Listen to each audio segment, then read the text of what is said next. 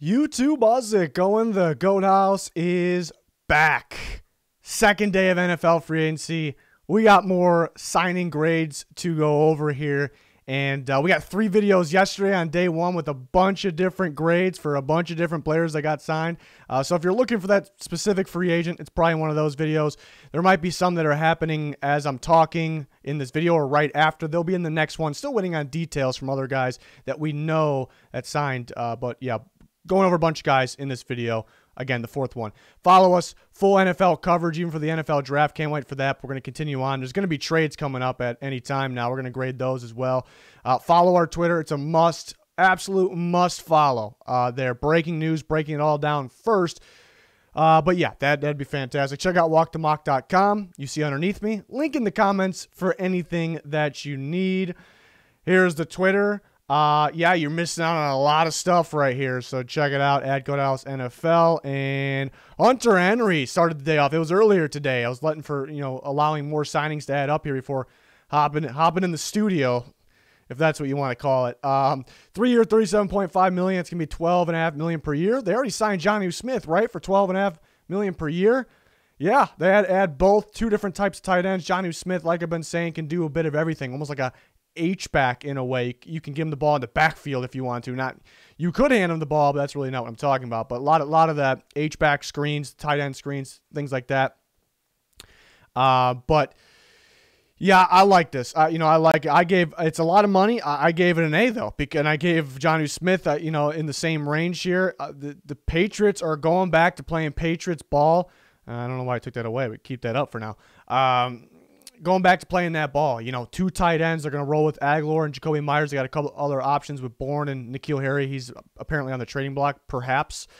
But yeah, they're going back to playing their game. They needed an inline tight end to kind of find that Gronk, that next Gronk. Jonnu Smith is fantastic. He's got upside. He's not that, though. Hunter Henry is that. So the Patriots land the 2 very best tight ends in free agency. There was a giant gap after that. Maybe Gerald Everett's next, Kyle Rudolph, giant gap. And other teams were trying to get this done. Everyone, we talked about it all offseason, everyone's looking for that tight end. You see what the Chiefs are doing with Kelsey. Other teams like the Raiders, of course, Kittle and the Niners. Teams want that. And there's a shortage on tight ends. And the Patriots just stole 2 of them, so other teams can't do it. And they got, they got them. So yeah, I like this. It's a lot of money, but I mean, you got to spend some money if you want to be great. Quarterback is still a question mark, but the rest of the team is really filling out here for the Patriots. Jaguars. It feels like somewhat of a Jaguars day. Yesterday was more of a Patriot day, and every day is a Patriots day. Come on, let's be honest here. Jaguars, 3-year, $40 million. Now the original report said $44.5 million, and that is max value, so he can reach that. But I like the base value here. That's what I want to talk about. 3-year, $40 million. That's what I look to talk about for most of these guys. Sometimes it's usually the max value that comes out right away, and we don't get the base value yet. And I'm trying to get these out pretty quickly.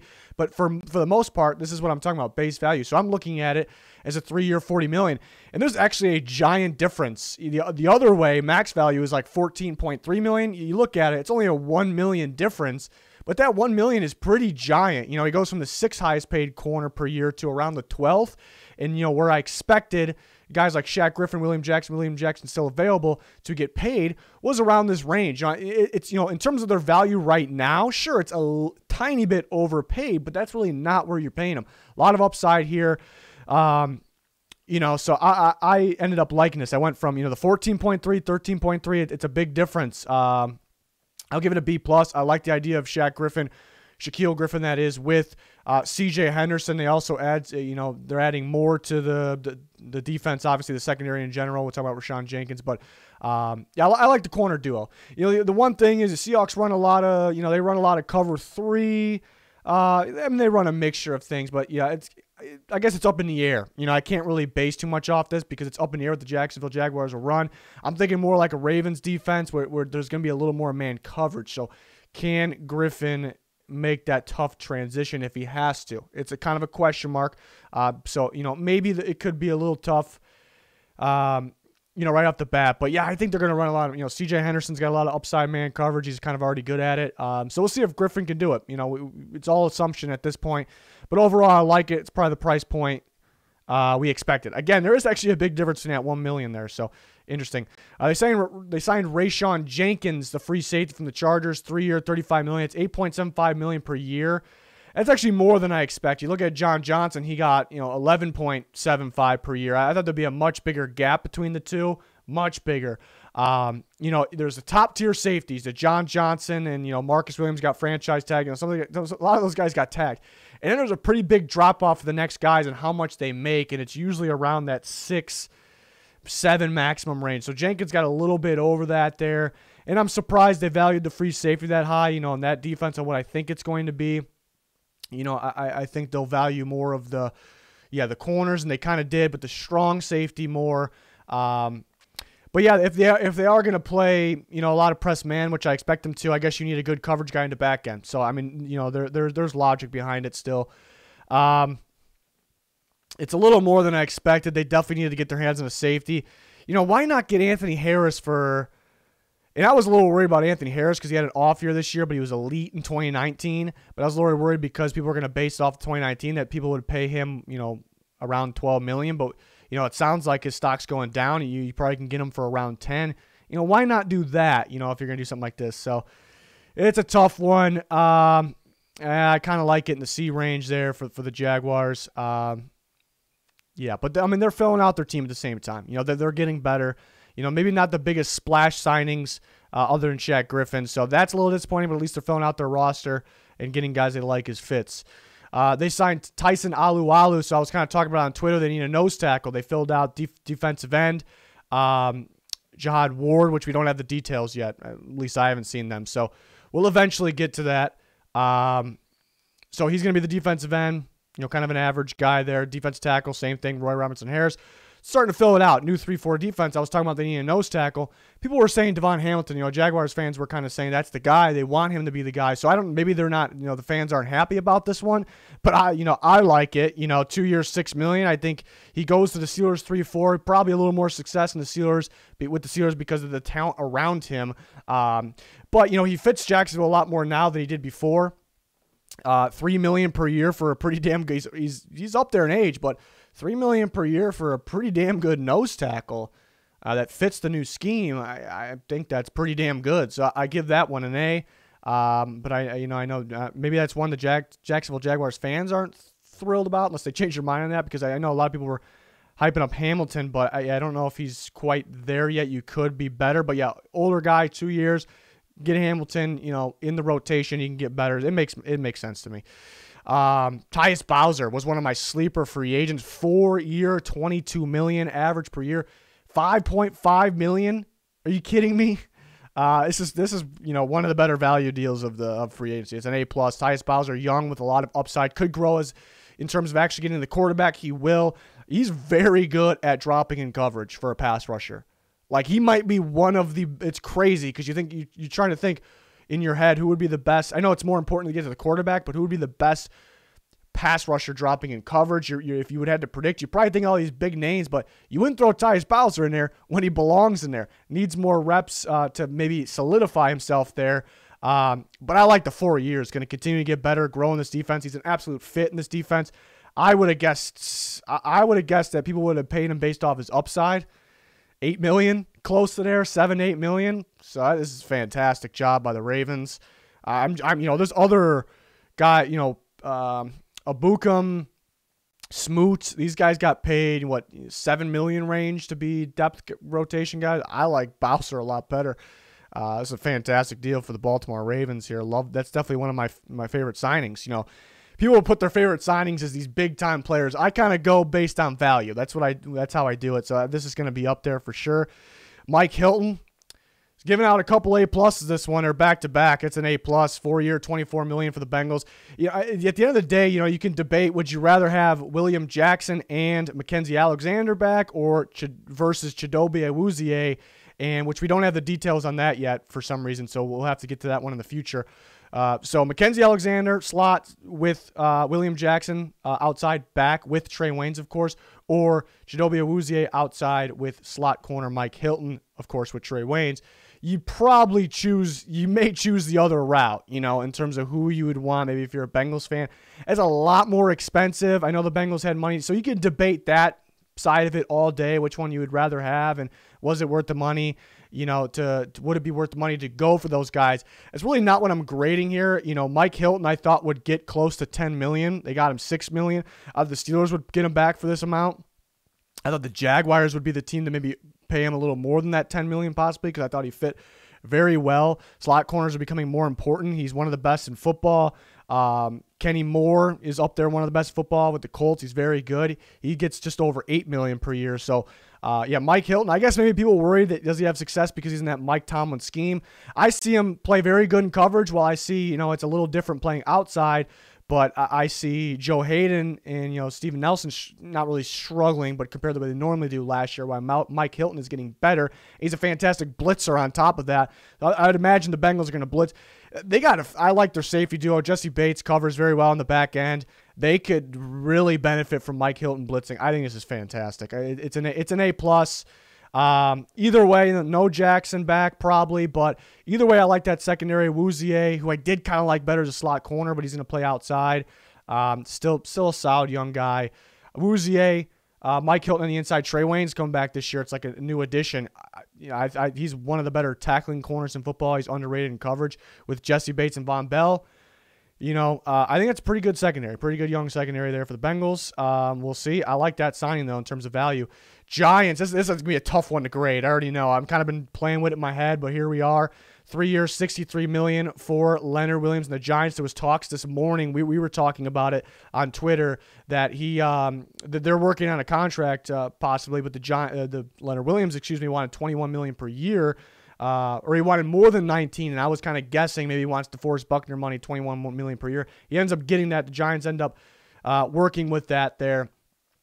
Very tough one to grade, because if you follow us throughout the season, I really love the way Leonard Williams played this season. I ranked him very highly in my top 100 at the end of the year. That played like the Leonard Williams we expected him to be out of USC. Like, he was playing at a very, very high level. So, of course, he should ask for this top dollar. Buckner just got that. He can play at that level, maybe better. He can. Maybe a little more of a pass rush presence. They're both very good at it. But he can play at that level, so he should be asking for this amount. But should the team pay this amount if he's only had one really good year for them? Should they keep him on the tag, pay him next year? So you can argue so many different things here. He can be worth this. He definitely can be worth this based off last year. Sure. It is a little bit of a mystery, but I'm leaning towards that he will be worth this. The big problem here is that right away we found out that they backloaded the contract. And I think Giants fans are happy about this, because backloading it means they actually cleared money from the tag to this deal. So they actually just cleared more cap space. And that sounds good. And now they can make another move. But I love the Giants defense. I like this coaching staff a lot. But even with that being said, I view this as a future team still. Like, maybe not like far out, but I view this as, maybe they're not, is this team going to win a Super Bowl right now? Let's ask yourself. They can be sneaky good. They can make the playoffs.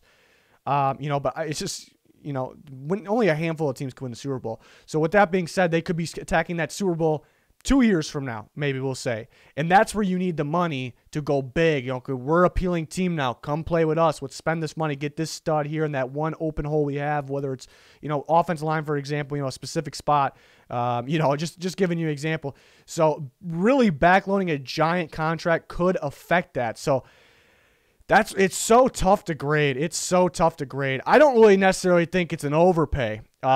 Maybe a little, it's more risky. I think that's a difference. This is the toughest one to grade. It's really hard to put a grade on this one. I like Leonard Williams. It's kind of a to be determined too, because the Giants purposely backloaded it, which you could, like I already talked about, you could argue that's a bad thing. Depending on how you feel about the Giants, it can be a bad thing. But there's a reason you kept that space open this year. It's to go out and sign big time guys now. And that's no guarantee. It's no guarantee. If they fail on that, it's going to look so bad. It's going to look so bad. If they succeed and get guys that can be part of 2-3 years down the line to win a Super Bowl, and it works out. Maybe you don't need the space then because you got guys that are part of that, signing them to 4-year deals, 3-year deals like Leonard Williams. So it really rides on a lot. I got to stick them in the middle for now. I got to trust that they have a plan. Let's trust it. It's definitely a big to-be-determined one, though, so I spent a lot of time on that one. The Giants also signed John Ross, injury-prone guy, but, man, some upside when he got the opportunity. He is flashy. He has that speed, has that big playability. Giants they might be taking a page out of the Chiefs book here. They got some speed. They got some speed there. Darius Slayton, John Ross, Saquon Barkley could cook as well. 1 year, $2.5 million. Could this mean they're not getting a big-time receiver? Who knows? But that doesn't really factor into this. It's very low risk, high reward. I still think I'll give it an A-. The reason maybe not an A, give it a minus. It's still a very good grade, is because you hate to say it, but you almost expect the guy to get hurt at this point. But it is pretty cheap, so we'll see. And then some of the other minor ones here, again, a lot of other ones that we just don't know the details yet. They haven't been released yet, and there's news happening. My phone's going off as I'm talking. Jags got Chris Manhertz. I think they missed out on other tight ends. I feel like they have this tight end too already. You got like Josh Oliver perhaps. So I don't know if it almost feels like it's not going to be a waste because they have a plan for him, but it almost feels like that in a way. I don't know if it was a necessary move. I give it a C. Texans, Derek Rivers has been extremely underwhelming so far, but that small school Youngstown State kid that had a lot of upside, he's still an upside guy, still a potential guy. They sent him 1 year, $1.3 million. Don't expect much from him, but I think it's a very, very low risk, potential, boom reward. I mean, not crazy, but I give it a B+ with the Texans. They're signing a lot of guys like this. Browns, I was back and forth on this one. Takk McKinley, 1 year, $4.5 million. Originally reported that it's 4.5 maximum. 4.5 maximum means, base salary. What I'm going to base the grade off of is probably like 2.75, somewhere around there. And they cut Claiborne, which I questioned because it only cleared $3 million. Claiborne's a pretty good rotation pass rusher. Hard to come across ones for $3 million. So I question that. So that kind of tells you they're going to go big. They're going to sign big-time pass rusher, big amount of money, and then their rotation will be cheaper than $3 million. Maybe draft, maybe a really low, free agent. So originally, yeah, I thought they would actually save money. They cut Claiborne $3 million. I thought the base value would be, in that 2 range. So they actually got, Claiborne out, McKinley in. They actually save money, but then it comes out that it's $6 million max, $4.5 million. So Claiborne out for $3 million, and they spend extra for Takk McKinley. So, McKinley's got upside. I end up giving it a B- because of that, because McKinley playing opposite of Garrett is upside, but